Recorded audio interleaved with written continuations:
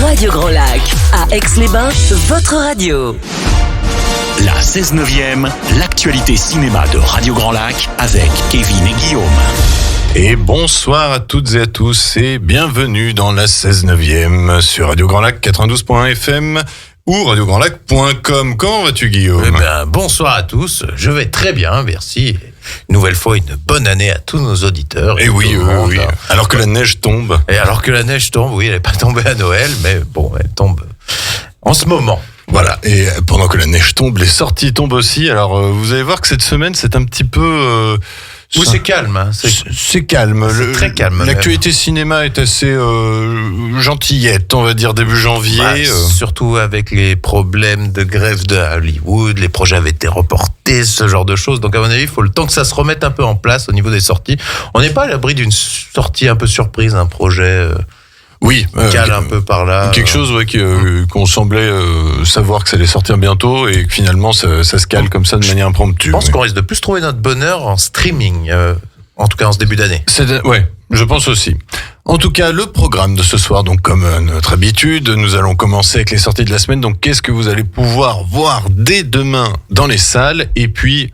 une petite sortie streaming pour ce vendredi sur Netflix. Tout à fait. Ensuite, en deuxième partie, nous donnerons nos avis sur deux sorties de la semaine dernière que sont Priscilla de Sofia Coppola et Le Cercle des Neiges de Juan Antonio Bayona qui est disponible sur Netflix. Et puis, enfin, nous terminerons avec un focus sur les Golden Globes qui ont eu lieu avant-hier. Et qui n'ont pour une fois, il n'y a pas eu trop de polémique. Voilà, c'est ça. Ça s'est bien passé. La cérémonie s'est déroulée. Apparemment, la pire chose qui s'est passée de la soirée, c'est que l'humoriste qui présentait n'était pas drôle. Donc bon, pas non plus très dramatique. Il n'y a pas eu de message politique, quelque chose. Non, ça a l'air d'être... Voilà, tout s'est passé dans la bonne humeur, ce qui est assez étrange vu les derniers démêlés d'Hollywood. C'est peut-être pour ça. Ils se sont dit, on va être gentils. Oui, on va être calme, tout ça. Tout le monde s'aime. L'industrie repart. Enfin bon. Il n'y a pas de problème. Eh bien, nous allons pouvoir commencer avec les sorties de la semaine, mon cher Guillaume. Oui, tout à fait. Alors, cette semaine, on a un remake, réinterprétation, je ne sais que dire, avec le film Mean Girls, Lolita malgré moi. Donc, on se rappelle tous que le film Lolita malgré moi était sorti dans les années 2000 avec, comment elle s'appelle, notre chère Lindsay Lohan. Oui, Lindsay Lohan. Donc là, visiblement, ce serait une comédie musicale de Samantha Jen et Arturo Pérez Jr. avec Angourie Rice, René Rapp et Tina Fey. Et ça raconte évidemment à peu près la même histoire. Une nouvelle élève, Cady Heron, se retrouve à côtoyer l'élite de la chaîne alimentaire sociale, les filles populaires appelées les plastiques, dirigées par leur queen Regina George et ses sous-fifres Gretchen et Karen. Mais quand Cady a un crush sur Aaron, elle ne réalise pas tout de suite qu'elle vient de commettre une grosse erreur. Sa nouvelle bestie va rapidement se transformer en ennemi.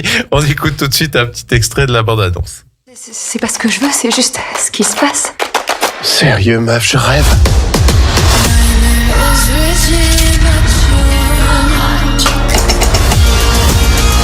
Bien, loseuse. Regina George est une sale perverse gâcheuse de vie. D'où il s'approche de notre table. Je t'entends pour information. Et là, tu m'entends ?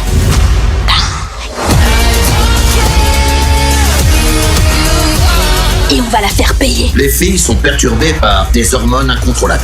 Warning, hormones ovariennes. Qu'est-ce que c'est que ce charabia ? T'occupe pas. Dance break. Ce sera disponible donc aux Toiles du Lac et au Pâté à Chambéry. Je suis en train de penser qu'en fait ce film aurait pu être très intelligent à être refait si tu abordais le thème du harcèlement scolaire. Ce qui, en écoutant à mon avis les extraits de la bande-annonce, ne seront pas le cas à mon avis. Au moins, apparemment, ça va évoquer les réseaux sociaux, ce que, évidemment, le film d'origine ne pouvait pas il y a 20 ans. T'avais vu le film d'origine ? Oui. Moi, je l'aimais bien, oui, même sympathique. Oui, alors je l'ai vu une fois. Ça fait pas partie des films de Lindsay Lohan que je rematais souvent. Ah bon, des films de Lindsay Lohan que tu remates souvent ? Quand j'étais gamin, La coccinelle revient. Non, j'adorais À nous 4.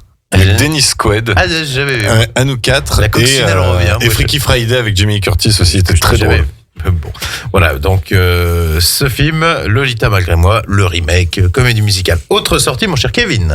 Bonnard, Pierre et Marthe. C'est un film de Martin Provost, alors qui n'a rien à voir avec le coiffeur, il me semble, avec Cécile de France, Vincent McCain et Stacy Martin. L'histoire de Pierre Bonnard, qui ne serait pas le peintre que tout le monde connaît sans l'énigmatique, j'arrive pas, Marthe, qui occupe à elle seule presque un tiers de son œuvre. C'est un film qui a été présenté au Festival de Cannes, que tu n'as pas vu. Non, alors même le nom ne me dit rien, tu vois. Eh ben écoutez, on va se faire un petit extrait de bande-annonce. Oui, tout à fait. Si vous voulez devenir un modèle, J'ai jamais dit que je voulais devenir modèle, c'est vous qui m'avez demandé si je voulais bien poser pour vous. je sais même pas ton nom.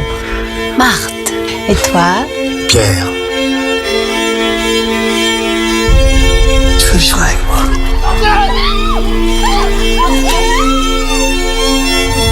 Ce sont mes amis, les Nabis. C'est rusé. C'est donc une belle histoire d'amour entre un peintre et sa muse, et c'est à voir à peu près partout, j'ai envie de dire. Il est au Taux du Lac, au Victoria, à l'Astrée et à Pâté. Donc à vrai dire, vous n'aurez aucun mal à trouver ce film. C'est la grosse sortie française de la semaine, on va pas se mentir, avec un bon casting. Le film suivant, peut-être, non? Ce serait pas plutôt la grosse sortie? Il n'en a pas trop entendu parler, mais nous allons en parler. Oui, tout à fait. Bien. Donc, va sortir Making of de Cédric Kahn avec Denis Podalides, Jonathan Cohen et Stéphane Crépon.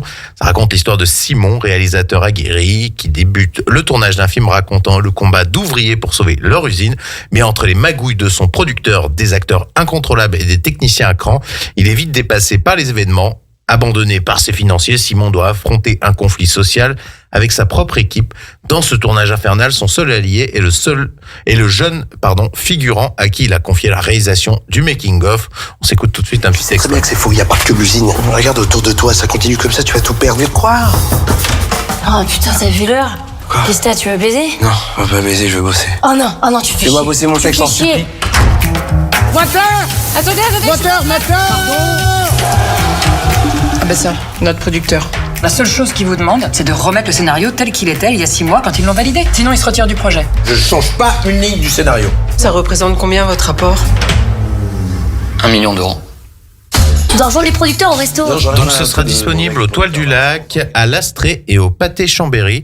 Moi, ça me plaît bien. J'aime beaucoup les films qui parlent de cinéma, justement, des coulisses des cinémas. C'est vrai que ça peut être intéressant, mais je suis surpris de voir Cédric Kahn déjà de retour. Je ne sais plus ce qu'il a réalisé. Le procès Goldman l'année dernière. Ah oui. Donc c'est bon. Après, peut-être que Making of n'est pas un film non plus qui lui a pris trop de temps, j'ai envie de dire. Bon, tu sais, oui, une fois que tout est installé, voilà. À mon avis, t'as juste à retourner une caméra, à faire oh bah tiens, on est en train de tourner un film. Mais c'est un bon réalisateur et pourquoi pas, j'ai envie de dire. C'est celui qui m'attire le plus en tout cas cette semaine.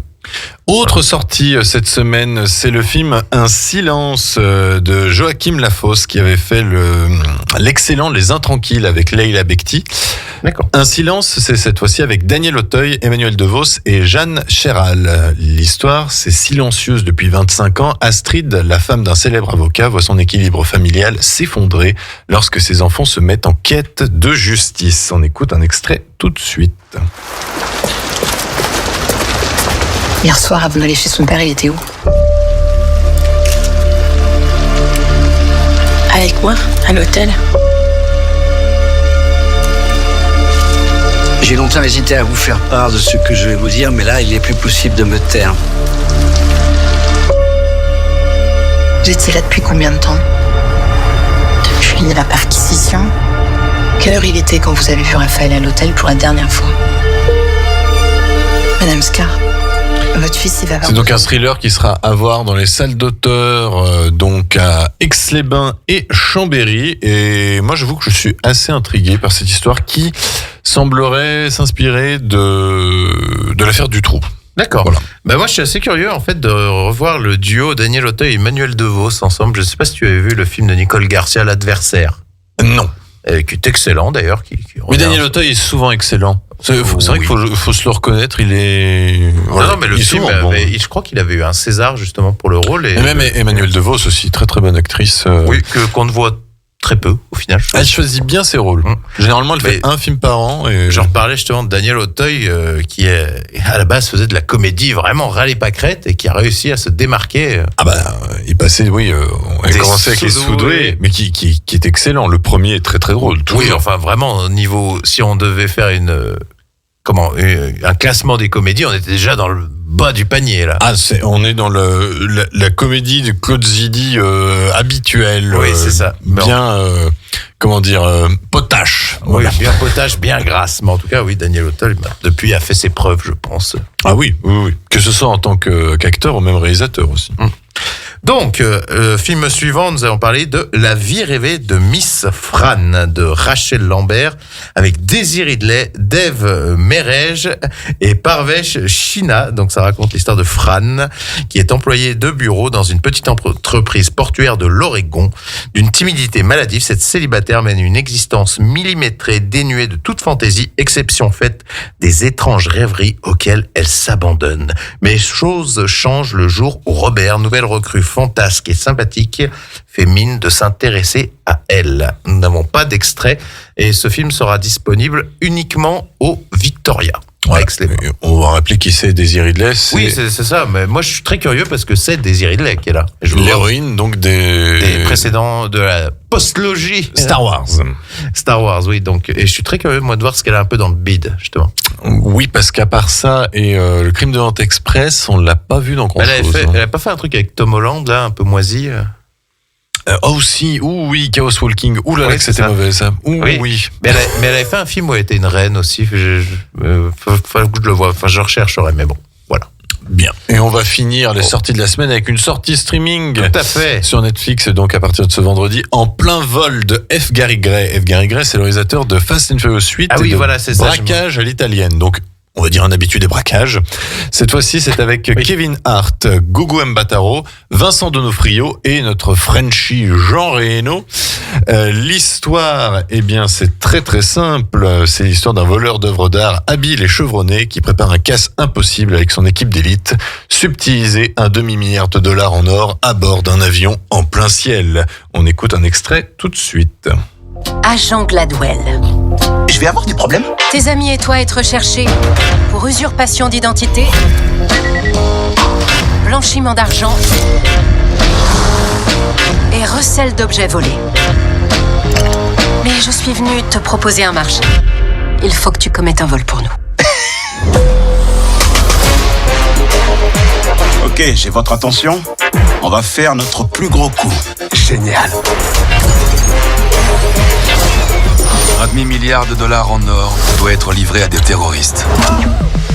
À noter qu'il y aura aussi Sam c'est ce que j'avais précisé. Sam Worthington dans le film et l'actrice qui joue Tokyo dans La Casa de Papel. Ah d'accord. Donc un bon casting. Comme quoi Jean Reno n'a pas arrêté sa carrière américaine. De temps en temps, il fait une petite fulgurance par-ci par-là. Ouais. Voilà, et apparemment il joue le méchant. Oh ça fait quelques années maintenant il est un peu content. C'est dans quel film où il se retrouvait chef de la police et qu'il était méchant? C'était pas dans Bronx. Ouais, non, Bronx, j'ai pas vu. Ah, t'avais pas vu d'Olivier Marchal, qui était aussi une sortie Netflix. Enfin voilà, En plein vol, vous pourrez le retrouver dès ce vendredi. C'est le blockbuster Netflix de ce début d'année. Moi j'aime bien Kevin Hart. Qui était prévu pour l'été dernier et à cause de la grève a été reporté parce qu'il n'était pas terminé. Moi j'ai un peu de mal avec Kevin Hart, mais je rigole bien. J'ai envie de laisser un peu sa chance là à ce film. Eh bien écoutez, mesdames et messieurs, on en a fini avec les sorties de la semaine et nous allons dans un instant passer à nos avis sur les sorties de la semaine précédente avec le film Priscilla sur Priscilla Presley, mais aussi le film Le Cercle des Neiges qui était sorti sur Netflix. Et vu que nous allons évoquer la vie et l'œuvre de l'épouse d'Elvis Presley, on se dit on va s'écouter un petit Elvis. Oui, un petit Elvis. On va s'écouter Jailhouse Rock, issu du film Le Rock du Bagne, et on se retrouve tout de suite après. 24h sur 24, 7 jours sur 7, Radio Grand Lac, à Aix-les-Bains et autour du lac du Bourget, votre radio. La 16/9e, l'actualité cinéma de Radio Grand Lac avec Kevin et Guillaume. Et rebonsoir, nous sommes toujours dans la 16/9e avec Guillaume. Tout à fait. C'est toujours votre rendez-vous sur l'actualité cinématographique sur Radio Grand Lac 92.fm ou radiograndlac.com. Ah, ça y est, maintenant on le dit bien comme il faut. C'est rentré. Ah, voilà, ça y est. Je le dis même le soir en dormant. C'est ça que des fois je m'entraîne dans la voiture aussi, je me dis tiens. Mais donc nous venons de dire les sorties de cette semaine et maintenant il est temps de passer à nos avis sur les sorties précédentes. Alors nous allons faire un bref rappel de ce que nous pouvons encore vous conseiller et qui sont toujours disponibles en salle. Alors nous avons Wish, le dernier Disney, Migration, le film d'animation, Wonka de chez Warner Bros, le préquel de Charlie et la chocolaterie. Qui cartonne. Ah, il cartonne. Winter Break de Alexander Payne, si j'ai pas de ouais. Aquaman et le Royaume perdu, le dernier film du DCEU. L'innocence, je sais plus ce que c'est. Magnifique, le dernier film d'Hirokazu Koreeda, avec la dernière fois qu'on peut écouter la musique de Ryuichi Sakamoto. C'est un grand film. Et une affaire d'honneur, évidemment. Et à noter aussi que finalement, Vermine et Past Lives sont encore disponibles du côté du territoire chambérien. Donc Vermine, il ne sera pas resté très longtemps. Non, pas à Aix-les-Bains, mais vous pouvez encore le voir à Chambéry. Profitez-en parce que c'est un très très bon film d'horreur français. Et par contre, on est toujours un peu mitigé concernant ce cher Napoléon et les 3 mousquetaires Milady. Voilà, qui vient de dépasser le cap des 2 millions d'entrées. Ah, ça y est. Voilà. Donc on va être à quoi, 6 millions, 7 millions. Ouais, ils vont arrondir autour de 6 millions, je pense. Ouais, comme on avait dit la semaine dernière, ça marche plutôt bien à l'international, enfin en Europe. Voilà. Donc à mon avis, ça va pas avoir trop de mal à être tant mieux pour l'industrie française, j'ai envie de dire. Tout à fait. Et donc nous allons passer à nos avis un peu plus précis, un petit peu plus complets sur les 2 plus grosses sorties de la semaine dernière, on va pas se mentir. Que sont donc, mais en plus 2 réalisateurs que nous attendions, c'est-à-dire le retour de Sofia Coppola. Oh, tu l'attendais vraiment, le retour de Sofia Coppola? Non, mais c'est pour le sens de la formule. C'est pour le sens de la formule. Sofia Coppola, qui est une réalisatrice qui, hélas, je n'attends plus parce que elle avait fait les excellents Virgin Suicides, Lost in Translation, Marie-Antoinette. Et puis après, plus tard, c'était excellent Marie-Antoinette. Oui, il était bien, il était amusant. Après, c'était un peu plus compliqué avec Les Proies. Moi, par contre, Les Proies, j'avais bien aimé. Je préfère l'original avec Clint Eastwood. Oui, certes, mais Clint Eastwood Forever et Don Siegel Forever, j'ai envie de dire, le réalisateur du film de l'époque. Et puis voilà, là, elle nous revient avec Priscilla, donc un biopic sur la vie adapté du roman de Priscilla Presley. De Priscilla Presley, donc sur la vie de l'épouse d'Elvis Presley. Donc on va pas, il n'y a pas véritablement de spoil, c'est-à-dire que le film commence sur leur rencontre et se termine sur leur séparation. Voilà. Oui, ça se termine. C'est même dommage de se terminer aussi brutalement, je trouve. Voilà. Enfin, brutalement. C'est un petit peu. On peut comprendre ce choix, même si. On va pas se mentir, Sofia Coppola est une réalisatrice qui aime bien filmer l'ennui. Du coup, le film, c'est Priscilla s'ennuie en Allemagne, Priscilla s'ennuie à Graceland, et Priscilla s'ennuie dans son mariage. C'est vrai que c'est dommage parce que on s'ennuie, et je suis désolé du mot, mais c'est chiant. Parce que, en fait, le problème de cette femme qui a un parcours de vie, quand même, on va dire, assez intéressant et atypique, on va dire plutôt. La rencontre, surtout. La rencontre est assez atypique, mais à aucun moment, elle n'a la quelconque influence, hormis le fait d'avoir donné un enfant à Elvis, mais elle n'influence pas ses choix de vie. Elle serait même plutôt l'inverse, en fait. Et c'est ça qui pourrait être intéressant, ce phénomène d'emprise, mais on a vu ça plus percutant. En fait, je comprends pourquoi maintenant on fait des films sur Elvis et pas sur Priscilla, parce que malheureusement, il n'y a pas grand-chose à raconter sur cette femme, en fait. Oui. À part si tu romantises et que tu commences à sortir des trucs faux. Oui, mais si tu restes dans le vrai, oui. Si t'avais romancé un peu, justement, qu'elle lui ait donné l'idée de quelques chansons, de, je sais pas, d'un nouveau look ou machin. Non, il y a rien. Elle est là, elle s'ennuie, quoi. En fait, c'est un choix, et de toute façon c'est sa vie, c'est qu'en fait elle subit les événements, elle subit ce qui se passe avec la célébrité d'Elvis Presley, mais d'un certain côté elle est amoureuse. Elvis est montré comme étant quelqu'un de possessif, limite dangereux.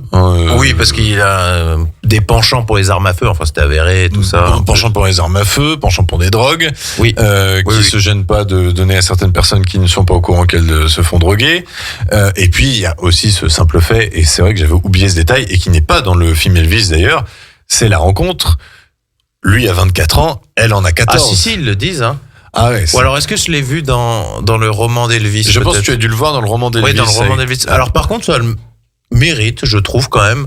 Alors, peut-être que c'est vrai, peut-être que c'est pas vrai. Visiblement, c'est vrai. De remettre les choses en place sur le fait que Priscilla et Elvis n'ont pas eu de relations sexuelles avant sa majorité, tout ça. Oui. Pas mal de choses. C'est le côté très religieux d'Elvis. Oui, ouais. Mais tu vois, par exemple, on aurait pu vouloir un peu salir l'image en disant, regardez, il est avec une mineure, ce genre de choses, quoi. Mais pour le coup, enfin, d'après ce qui est dit, d'après Priscilla Presley et les autres personnes, voilà. Oui, il n'y a pas eu d'abus de ce côté-là. Il n'y a pas eu d'abus de ce côté-là. Moi, ce qui m'a plus choqué, c'était les parents qui ont dit oui, y a pas de problème, emmenez-la. Enfin, bref. Ouais, mais en même temps, c'est la plus grande star du moment. Enfin, tu sais pas. Hein. Ouais. Enfin, c'est.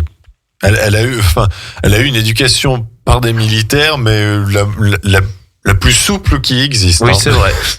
Honnêtement, ce film, hormis son scénar et...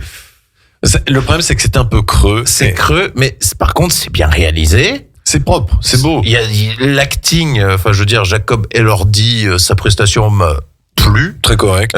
La fille, je ne sais plus comment elle s'appelle. Kaylee Spenny, je veux dire, elle s'en sortait très bien. La photographie, les décors, vraiment. Mais les acteurs s'en sortent bien, mais sans éclat. Et en fait, c'est un peu ça le problème du film, c'est que c'est beau, mais il n'y a pas d'émotion. On ressent rien, en fait. On est un peu détaché des images que l'on voit, on n'est jamais dedans complètement. C'est vrai. Et la fin, du coup, c'est une séparation, mais sur du I Will Always Love You, donc on a envie de dire, vous aviez plus l'air de bien vous aimer quand même. Voilà. Bien qu'elle ait dit que c'était l'homme de sa vie.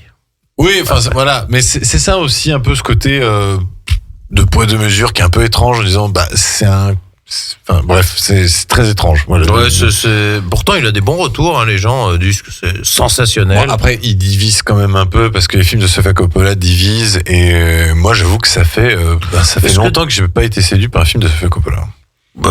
Oui, mais je me demande si des fois on n'essaie pas de la caresser dans le sens du poil pour plaire à son papa par moment.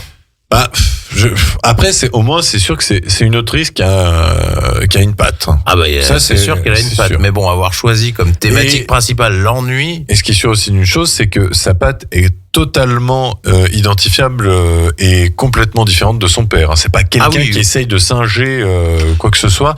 Elle a vraiment... de manière artistique, tuer le père, on va dire. Oui. Et elle a créé sa propre identité, et ça, c'est remarquable. Mais moi, je l'aimais bien comme actrice. Il y en a qui l'aimaient pas. Mais oui, elle n'était pas si mauvaise. Moi, par exemple, dans Le Parrain 3, j'apprécie beaucoup, mais elle a fait d'autres trucs. Mais je pense qu'elle a besoin d'une histoire plus forte, de quelque chose de plus impressionnant, ou revenir sur du simple. Le talent est là. Il y a pas de problème, mais la manière de raconter des histoires où l'histoire racontée n'est pas des plus intéressantes. Oui. Et c'est presque frustrant d'une certaine manière. Oui. Et je veux pas non plus qu'elle change de toute sa manière d'être, de thème, mais est-ce qu'au bout d'un moment on n'a pas envie de dire oui, c'est bon, moi j'ai j'avais compris, vu son film de Noël, A Murray Christmas. Ah, j'ai pas vu. En fait, c'était Bill Murray qui sait pas quoi faire un 31 au soir, qui s'ennuie. Ouais, c'est bien, voilà. C'est comme d'hab, quoi. Pour moi, son meilleur film, ça reste Lost in Translation avec Bill Murray et Scarlett Johansson. Alors, j'avais pas vu celui-là, c'est un de ceux qui me manque. J'avais bien aimé Bling Ring, et je crois que c'est Virgin Suicide, que mon préféré. Parce que Marie-Antoinette avait un côté fun, mais la plus-value derrière était vraiment... C'est le plus fun de ces films, par contre. Oui, au moins il y a du rythme, on s'ennuie pas. Mais Lost in Translation, c'est ça qui est bien, c'est que ça parle de l'ennui sans que tu t'ennuies. C'est peut-être le seul. Bon, j'avais peut-être trouvé le bon truc, quoi. Ben oui, c'était l'époque. Bon. Autre sortie.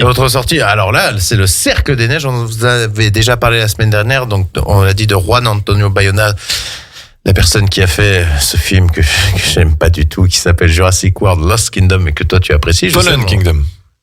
Fallen Kingdom, et qui avait aussi fait The Impossible avec Ewan Mais je l'avais McGregor pas vu. et Tom Holland sur Sumatra et le très beau Quelques minutes après minuit.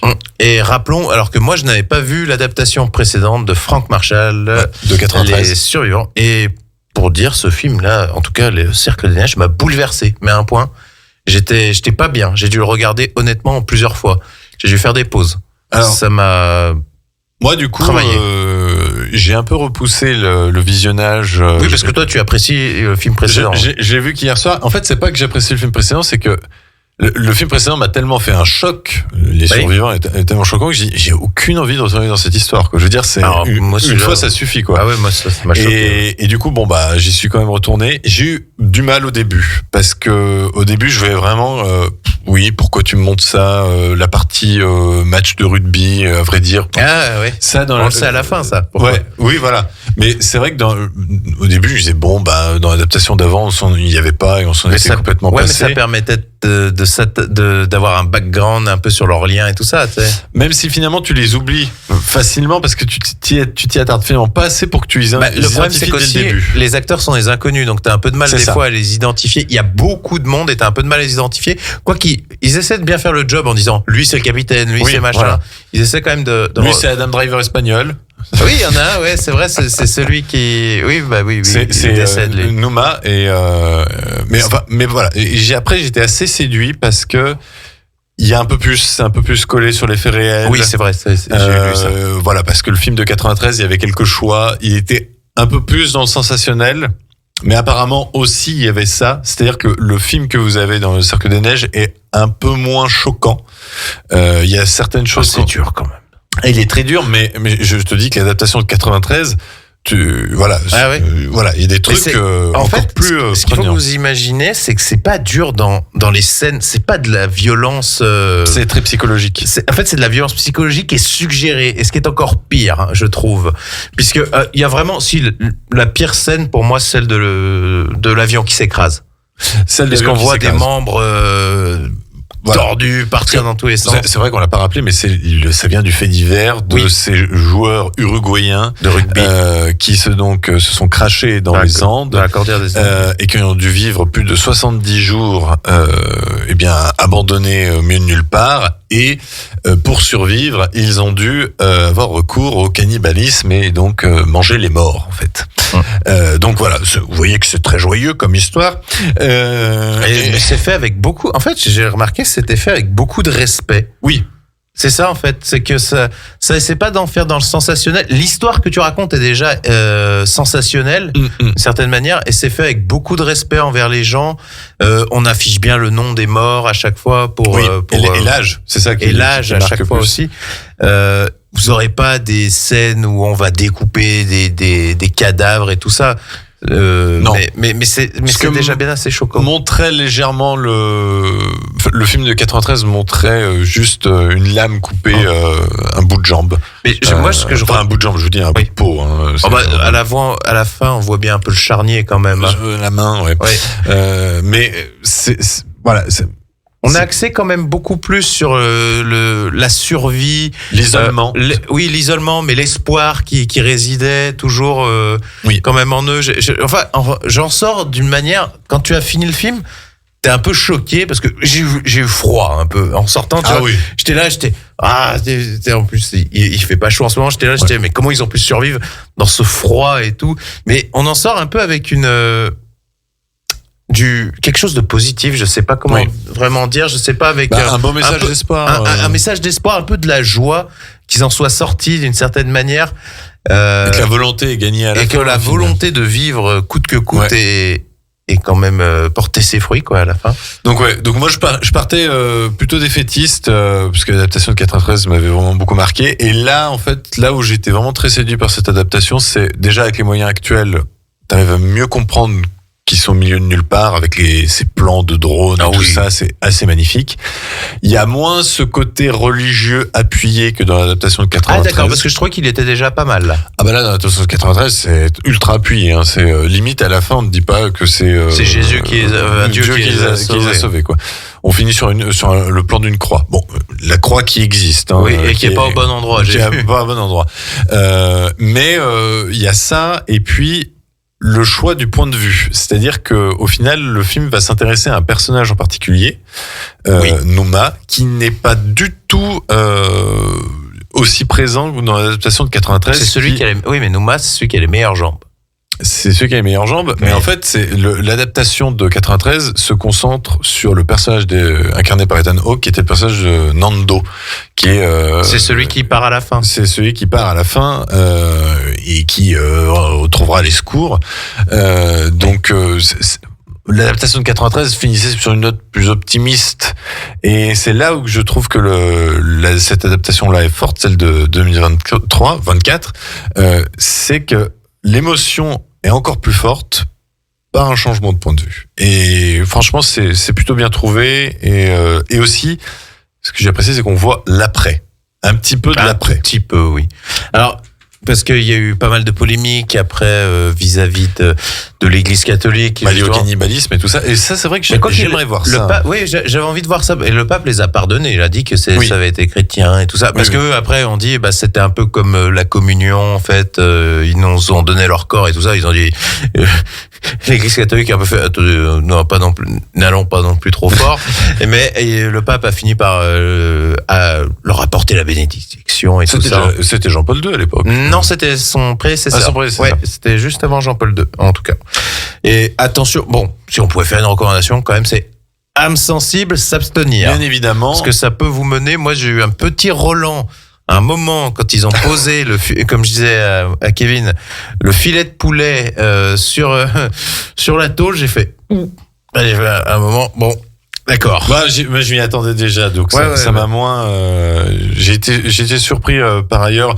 La scène de l'avalanche est très très très bien réussie. Ah oui, je t'avais dit parce que moi j'ai regardé en plusieurs fois. Il me dit alors t'as déjà vu l'avalanche? J'ai dit non, mais elle est très très bien réussie. Elle arrive de nuit dans le film de 93, ce qui est encore plus effrayant, j'ai envie de dire.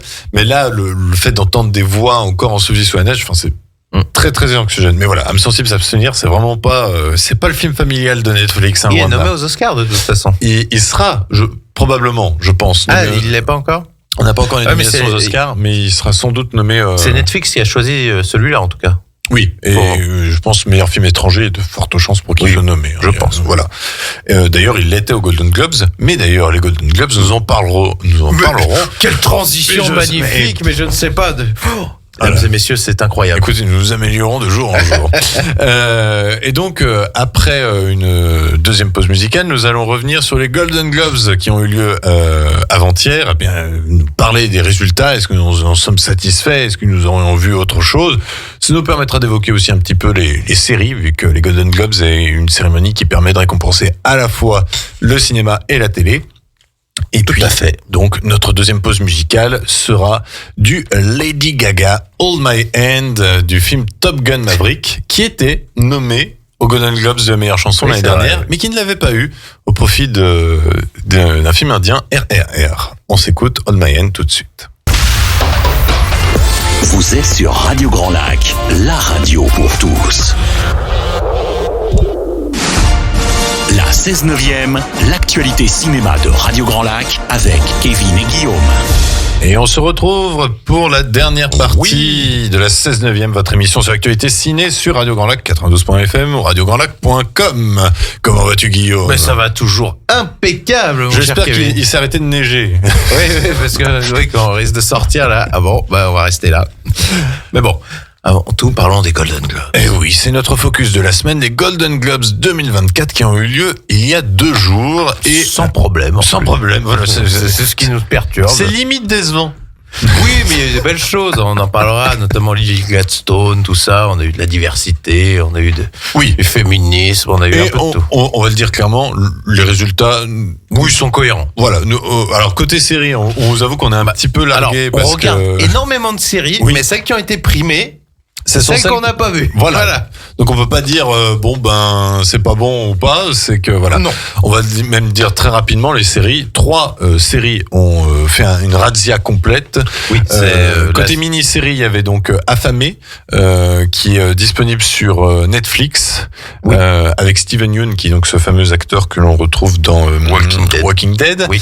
On a aussi côté série dramatique, c'était Succession qui s'est achevé en 2023. Oui, là c'est la grosse série HBO, qui est à ce qui paraît de très grande qualité. Tout à fait. Et puis pour la série comique, c'est la série The Bear, qui est disponible sur Disney+, une série sur la cuisine, et qui, je crois, est à sa 2e saison, et c'est vrai, a un certain succès d'estime. Donc, écoutez, apparemment, c'est sur la bonne voie. Bon, on est un peu triste pour Hélène Mirren et la série 1923, qui est une série que nous apprécions énormément. J'ai pas vu que David Oyelowo avait été nominé. Oui, pour la série Loman, Bass Trees. Oui, mais par exemple, là, dans ce truc-là, t'as même pas un Foundation qui mériterait une nomination. Mais Foundation n'est pas très apprécié par la critique. Oui, mais je veux dire, l'acteur qui joue l'empereur, il mériterait largement un prix. Bien sûr. Je sais pas, Rebecca Ferguson, elle mériterait au moins une nomination. C'est vrai. Mais les séries de science-fiction sont un peu boudées par. On a Last of Us, qui n'est pas une série une série d'anticipation qui est un peu la caution. Vous voyez, on a mis une série très populaire et qui a cartonné. Non, je veux dire, c'est qu'il y avait, à mon avis, des meilleures séries que ces séries-là à mettre, en tout cas. Oui. Bah oui, il y avait Silo, même pour moi, qui me semble incompréhensible qu'elle ne soit pas présente. C'est une série qui est sur Amazon Prime, c'est Les Fleurs Sauvages. Les Fleurs Sauvages. En plus, on est dans le thème, on a tout. Et je veux dire, il y a quand même Sigourney Weaver qui est extraordinaire dans cette série et qui n'a même pas une nomination. Les séries, elles sont nommées aussi aux Emmy Awards, non? Je dis des bêtises. Oui. Les Emmy Awards, c'est la cérémonie que pour les séries. Bon, on verra aux Emmy Awards, je pense. On verra. Je crois que ça a déjà eu lieu. Je me trompe peut-être. Je crois que ça a déjà eu lieu. Enfin voilà, tout ce qu'on pouvait dire sur les séries et on va dire la seule qui a pu sortir de ces 3 séries, c'est Elizabeth Debicki, qui a eu un Golden Globe pour la meilleure actrice dans un second rôle pour son rôle de Diana Spencer dans la série The Crown, qui aussi s'est achevée en 2023. Tout à fait. Côté cinéma, on va pas se mentir, c'est une razzia pour Oppenheimer. Oui. Une razzia méritée, on va pas se mentir. Meilleur film dramatique, oui, il y avait pas d'hésitation. Peut-être Killer of the Flower ou Moon aurait pu se détacher, peut-être. Oui, on n'aurait pas crié au scandale. Mais c'est vrai que Oppenheimer, du coup, a récupéré meilleur film dramatique, meilleure réalisation pour Christopher Nolan, meilleur acteur pour Cillian Murphy, meilleur acteur dans un second rôle pour Robert Downey Jr. et meilleure musique de Ludwig Göransson, et je suis assez satisfait parce que j'aime beaucoup cette musique. C'est même pas tant la musique, mais tout le sound design et compagnie qui méritait largement. Enfin, je crois qu'il y a une catégorie en plus quand même, meilleur son aux Oscars. Aux Oscars, oui, je pense ce qui n'a pas ici. Je pense que ce sera déjà acquis sans trop de mal. Oui, Oppenheimer risque de remporter tous les Oscars techniques. Après, malheureusement, il y a certains films que nous n'avons pas pu encore découvrir, comme meilleur film musical ou comédie, c'est Pauvre créature, donc de Yorgos Lanthimos. Mais nous en parlerons la semaine prochaine, puisqu'il ça fera partie des sorties de la semaine. Après, ça me paraît, au vu des retours, ça ne me paraît pas déconnant qu'il ait meilleur film musical, en tout cas. Et meilleure actrice pour une comédie, pour Emma Stone, dans ce film-là, Pauvre créature, donc il repart avec 2 prix. Et c'est quand même la première fois qu'en plus Christopher Nolan est récompensé, quoi. Oui. Par un Golden Globe. Donc, en même temps, on a envie de dire, il était temps. Oui. C'est pour ça qu'à mon avis, c'est son année. Il aura son Oscar du meilleur réalisateur et, entre nous, il n'aura pas volé. Peut-être meilleur film. Qui sait? Certainement. Cillian Murphy non plus, c'est pas déconnant. Je veux dire. Oui, c'est un acteur qui ne démérite pas. Robert Downey Jr. aussi n'a jamais eu de. Ah si, il a déjà eu des prix. Il l'avait eu pour Chaplin. Mais il avait eu un Oscar. Il avait eu un Oscar, ouais. Oui, il avait eu un Oscar. Il avait eu un Oscar. Ok. Ouais, du coup. Par contre, moi. Gros truc, Lily Gladstone, je pense qu'elle n'a pas volé son. Oui, pour Killers of the Flower Moon. Puis pour la diversité en plus. Ça faisait bien, quoi. Moi, j'hésitais entre elle et Greta Lee de Past Lives, mais je suis tout à fait heureux que ce soit Lily Gladstone qui emporte et qui arrive à tenir. Est très bonne, mais elle va pas. Le problème de ce film, c'est que tu sais bien, c'est des gens qui sont très pudiques dans leurs émotions, donc tu n'auras pas une grosse scène de craquage où elles vont. Les Américains aiment bien quand ça gueule, que ça pleure, qu'il y ait des. Mais par exemple, je suis une aparté sur l'acting, mais on nous apprend à faire des montées, redescentes, des choses comme ça, tu vois, pour captiver. Mais Lily Gladstone en soi n'a pas un rôle où. Attends. Non, mais je veux dire, elle n'a pas un rôle où elle pète un câble, je veux dire. Non, mais quand elle est ce qui est dans impressionnant, les vapes, là, qu'elle est. Ouais, non, mais moi je trouve que là où elle est impressionnante, c'est que dans les dialogues avec DiCaprio et De Niro, mais elle leur tient la dragée haute, mais sans. Mais elle a un regard puissant. Non, elle a vraiment une présence. Non, c'est remarquable. Et puis alors j'étais très content pour les 2 prix qu'ont remporté.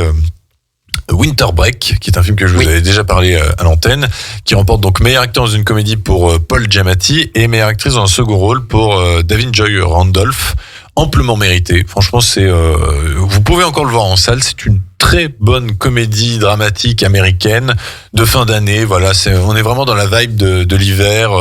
Ce genre de film, on aime bien. C'est comme une bonne couverture. On est bien dedans et honnêtement, et à la fin, on est content. Meilleur acteur dans un film musical ou une comédie, il n'y a pas grand chose qui me faisait rêver. Oui, après, Timothée Chalamet s'en sort très bien. Matt Damon, par contre, oui, le film R était sympathique, mais c'est vrai que ça fait nommer pour être là, quoi. Ouais. Par contre, meilleure actrice dans le second rôle, j'hésitais donc entre Davin Joy Randolph qui l'a remporté et Emily Blunt pour Oppenheimer qui était excellente aussi. C'est comme nommer Jennifer Lawrence meilleure actrice dans un film musical ou comédie. Oui, pour le challenge, oui. C'est pas un chef-d'œuvre. Hein, moi, je l'aurais donné, il n'y a pas de problème. Hein. D'ailleurs, elle était très très drôle à la cérémonie. Voilà, plus drôle que le présentateur, apparemment. C'était qui le présentateur on le connaît pas du tout. Il a pas fait les frontières et il a pas dépassé les frontières. Apparemment, c'est justifié. Mais visiblement, Margot Robbie aurait pu. Hein, je m'attendais à une Margot Robbie qu'elle soit enfin récompensée pour quelque chose. Oui, c'est vrai. Pour Barbie, on pouvait s'y attendre. Parce que la pauvre, manque que ça lui tourne autour, hein, aussi. Hein. Oui, c'est vrai. C'est vrai. Le Loup de Wall Street. Normalement, ça aurait dû être l'année dernière, je pense.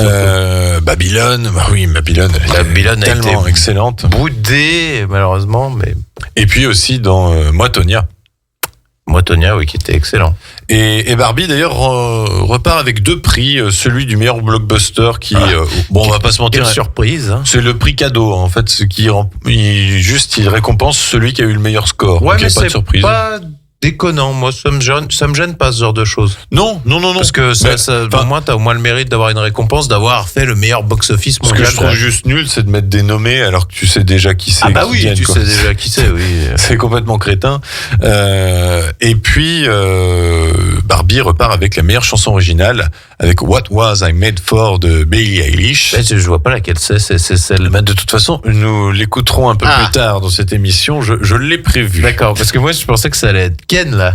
La chanson de Ken. Ou Dance the Night de Dua Lipa, qui était quand même très. Oui, c'est celle-là, oui, que je confonds la Dance. Ouais, qu'on entend encore partout, je trouve. Et sinon, les 2 autres chansons, c'était du Bruce Springsteen et du Lenny Kravitz. Quand même du beau monde, on va pas se mentir. La surprise, évidemment, il y a la surprise française. 2 prix pour Anatomie d'une chute, qui était la Palme d'Or de l'année dernière et qui s'en va donc avec meilleur film étranger et meilleur scénario, amplement mérité pour ma part. Même face à Killer of the Flower Moon.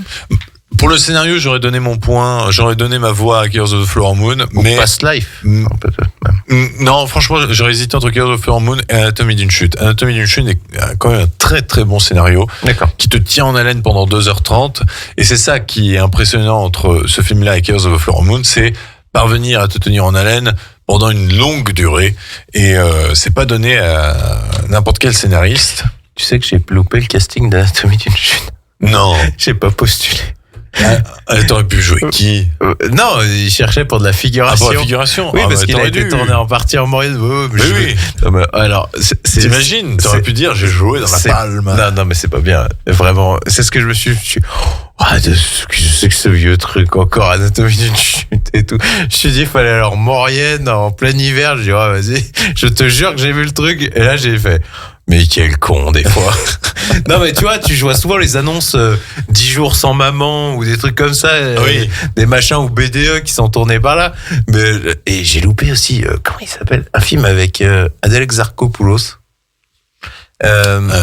Qui sort récemment Oui, il y a un an, un truc. L'affiche, tu sais, ça se passe sur un lac ou je ne sais plus quoi. Oui, Les 5 Diables. Oui, qui a été tourné dans le coin. Que j'ai vu, qui est très bon d'ailleurs. Oui, bon film fantastique. J'ai vu le casting, je suis pas allé.